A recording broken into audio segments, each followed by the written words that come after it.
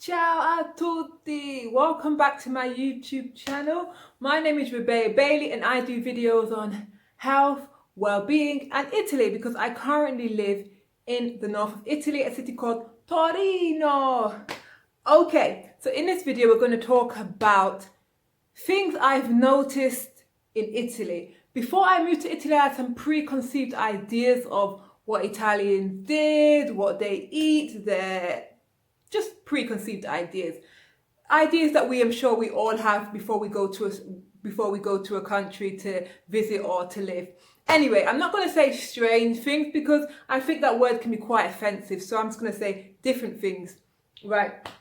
So let's get into the video. I'm sorry if the lighting goes in and out, guys. Why? Because before the day was so beautiful, I came home and then 10 minutes later it's like it's going to rain. It's going to be a mini storm outside. So if the light comes in and out, sorry.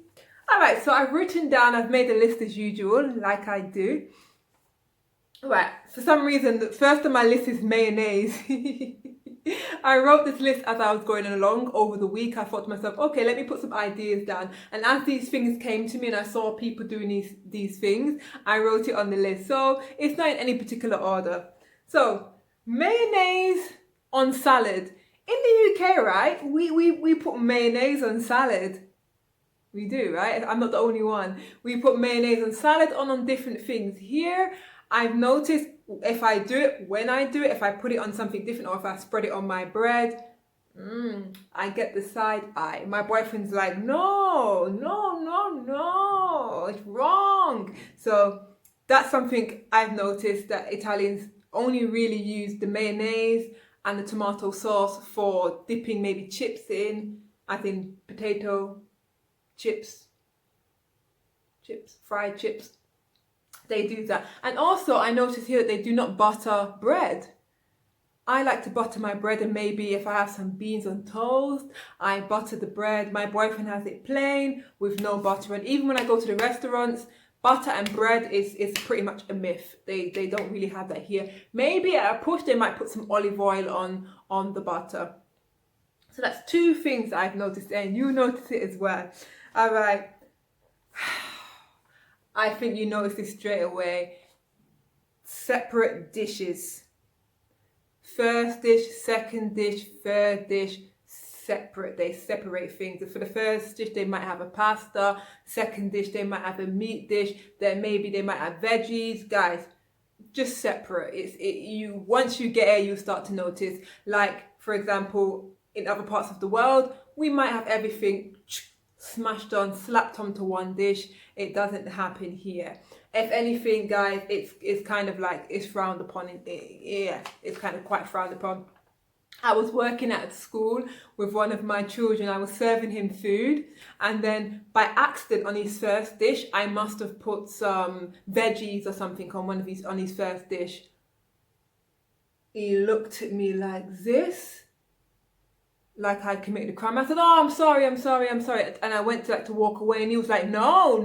I was like, "It's okay, just eat it. It's okay. It's just on the dish." He was like, "No." I was like, "No, it's okay." So I walked away, and then one of the other teachers must have gone over, and he must have told the teacher, and she was like, horrified. Of course you can't have it on the same dish. And then they separated it. But the way he looked at me was absolutely priceless, guys.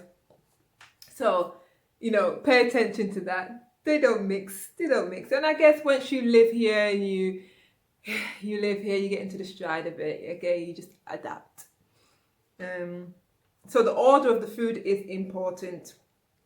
And I notice here that when I ask people about, say, Italians, oh, would you like this? Or would you like a piece of chocolate? Or would you like this? They often think about it like, should I have this after I'm going to eat this? So would it make sense for me to eat this now? They kind of think about it before they say yeah a lot of the times. Another thing I've noticed, this is maybe point number four, is I rarely ever see Italians eating on the street, guys. I rarely ever see. It's not really a thing yet. Even like a packet of crisps, biscuits, I don't see them snacking. Snacking is not really a thing yet anyway, but I don't see them eating on the street. In the UK, you might see somebody eating maybe on the bar, eating a sandwich on the go. It doesn't happen here. I don't see it here. I'm not saying it doesn't happen, but I don't see it. All right. Okay. So eating on the streets, I don't know. I guess because they have regimented meal time, that they have their breakfast at breakfast time, they have their lunch at lunchtime, and they have their dinner at dinner time. Snacking maybe is not really a thing.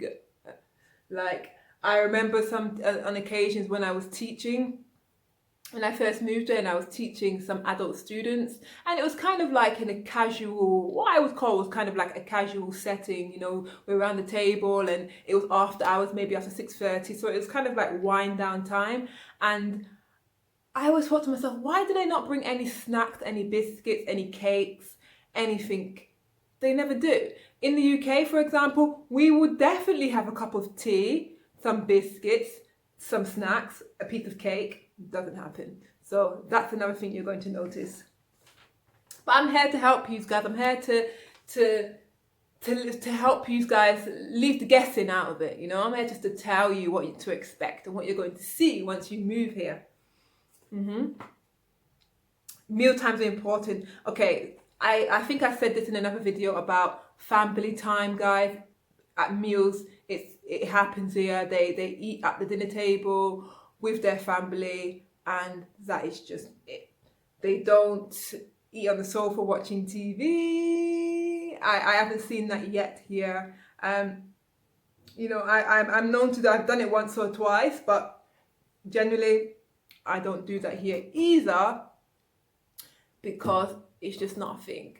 You eat at the dinner table, you clear the dinner table, and that's it. Sometimes I do find it a little bit like, oh, we have to set the dinner table, put the olive oil, sometimes put the tablecloth, guys, put the napkin, put this, put that. Sometimes I could have demolished the meal in this time. But it's good custom, so I'm not going to complain. All right, so the next thing is drinking alcohol.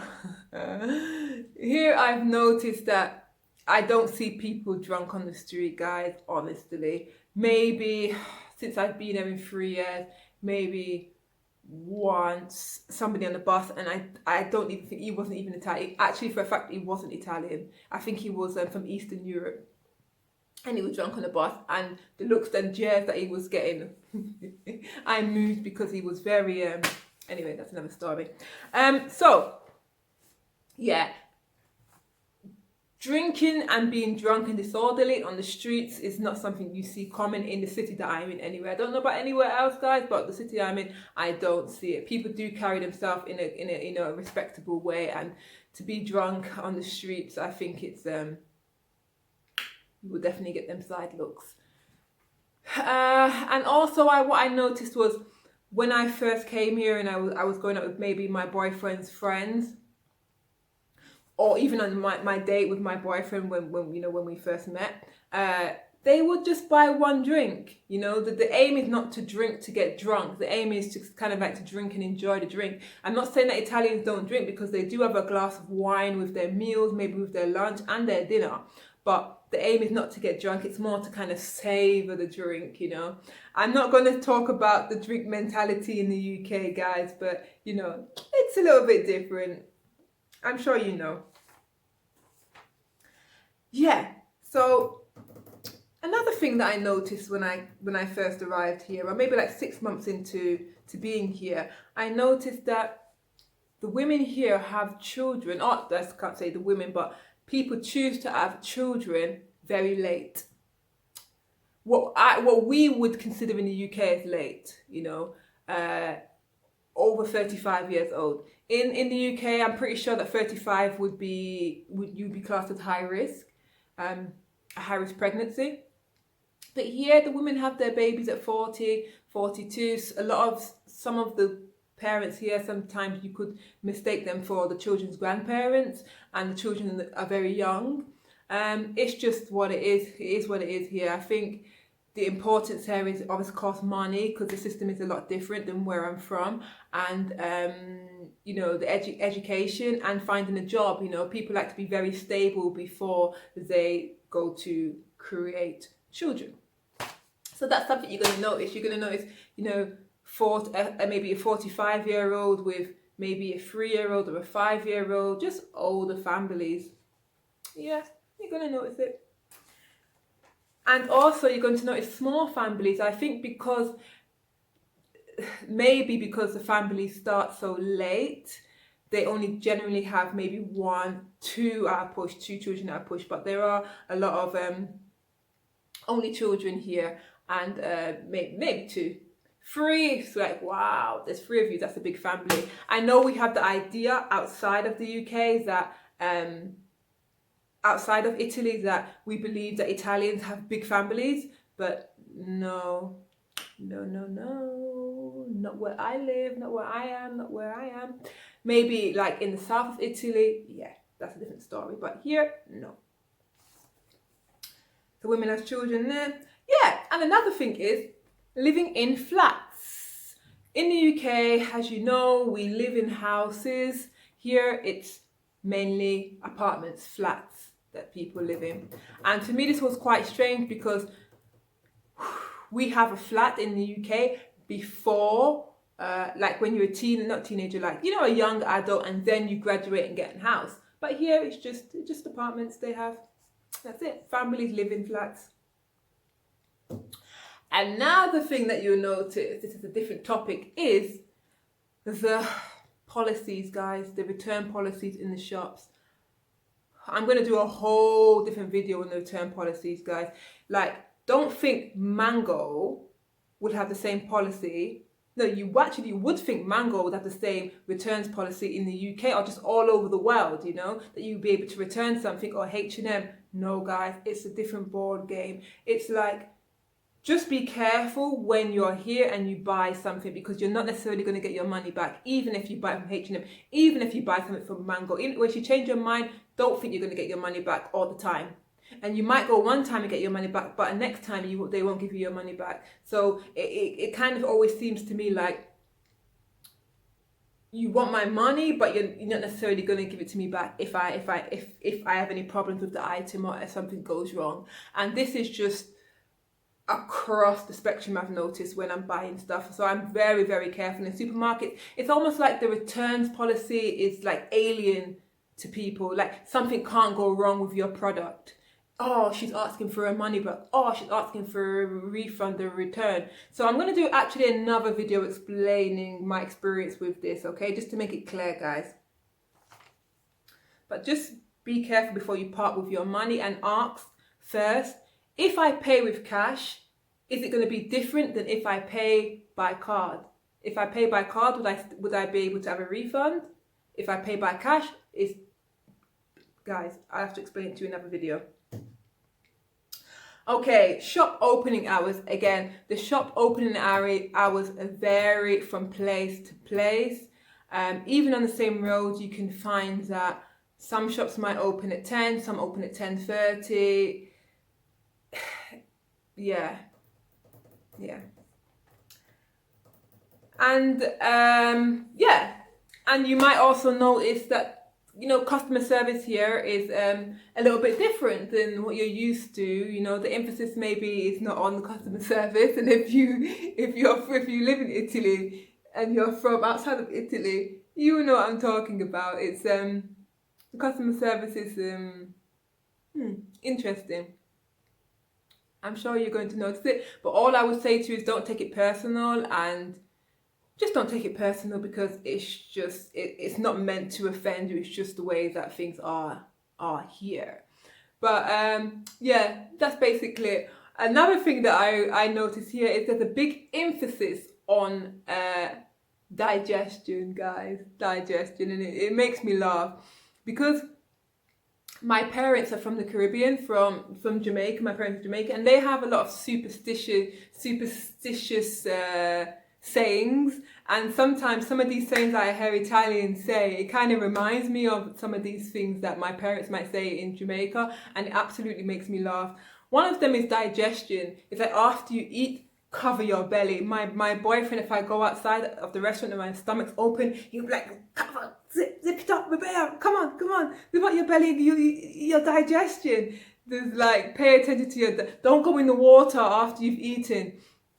I go to shower. No, no, no. There's just so many things. Maybe I will do a video solely on some of these kind of like, I don't know if you call them superstitions, or I don't know. I don't know what they call them, but it always makes me laugh.